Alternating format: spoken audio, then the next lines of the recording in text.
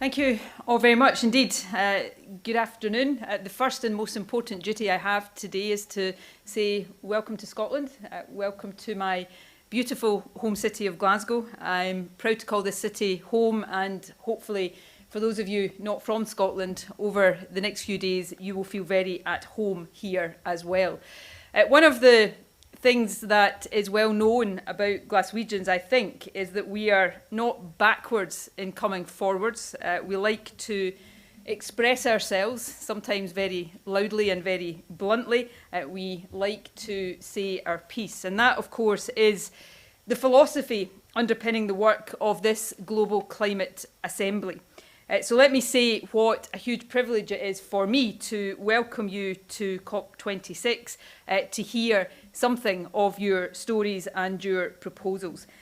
My government in Scotland believes really strongly that putting people at the heart of climate action, as we do through our own regular public engagement and indeed our own climate assembly, and we believe that is important in every country. It is important globally, and we want that approach to prevail as far as possible on the international stage. Now, the question I've been asked to address briefly today is, why do we need a global citizens' assembly?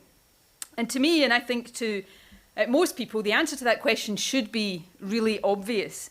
The impact of the climate crisis is being felt already by people all over the world. Clearly, it is being felt much more acutely in some parts of the world than in others. But there is no part of the world any longer that cannot say that the impact of the climate crisis is with us in the here and now. And while most of the responsibility for that and for tackling that, putting into reverse the process of climate change, falls on governments and on industry, those who emit the most, often some of the best ideas, some of the best solutions, and some of the most intense pressure comes from citizens and from communities. And it's one of the reasons why, during the talks that will take place here in Glasgow over the next 2 weeks, Scotland will seek to provide a bridge between those whose voices are so rarely, all too rarely heard, and those making the decisions. A climate assembly provides a platform for those often unheard voices, especially the voices of women, of young people, and those from the global south. People must be able to bring not just their views, but most importantly of all, their lived experiences directly to the table, and to do so not as outside observers, but as participants and as equals. And when leaders like me listen to you, genuinely listen to people's voices from across the world, then I believe that will, and certainly should, lead to fairer outcomes, and outcomes that are respected more by everybody whose lives are impacted by them. That concept of fairness, of justice, was at the heart of Scotland's Climate Assembly, whose work was grounded in statute, in legislation, conducted obviously entirely online because of the challenge of the COVID pandemic, but a climate assembly that involved children and young people, as well as a broad spectrum of people from across our country. And that body of our citizens has challenged really hard Scotland's government to do more, to think more deeply about what climate justice must look like here at home and across the world. Over the next 2 weeks in this city, which is sometimes affectionately known as the Dear Green Place, leaders must live up to the hopes and expectations of people across the world. Frankly, leaders have arrived at this summit today knowing that they are not doing nearly enough. And they also know what the consequences and impacts of not doing nearly enough will be. So there is no longer any excuse for inaction. This generation of leaders will not be forgiven, should not be forgiven, if there is not action taken over this next 2 weeks that lives up to the scale of the urgent challenge the world is facing. We must see more action on reducing the emissions gap. We must see more action in reducing the finance gap. It is shameful that a commitment to climate finance made 12 years ago has not been met on schedule, is not due to be met on current projections until 2023. That is not good enough.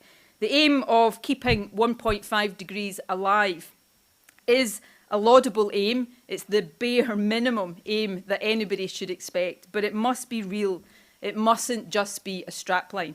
And unless countries like mine, countries we're standing here in the city that helped propel the world into the industrial age, countries like mine that have benefited so much from climate change, that have done so much to cause climate change, unless we step up and pay our debt to developing countries now living with the impact, we will fail, and that failure will shame all of us. That means it's not an option. We mustn't allow this summit here to fail, and therefore we must listen to the voices of the people who are affected most by the decisions that will be taken. If leaders listen, really listen, then we can begin to much more effectively address the deeper issues that we face. We have a big obligation over the next 2 weeks. Anybody with any position of responsibility has a big weight on their shoulders. This is a turning point, must be a turning point for the world. But for us to ensure we take it, leaders must do less talking, they mustn't do less delivery, they must do less talking and more listening that leads to greater delivery. So I believe a global climate assembly like the Scottish Climate Assembly that we have experienced can be a real force for powering that change forward. So thank you for everything you are doing to make your voices heard, to make sure there is no hiding place for the leaders gathered here today.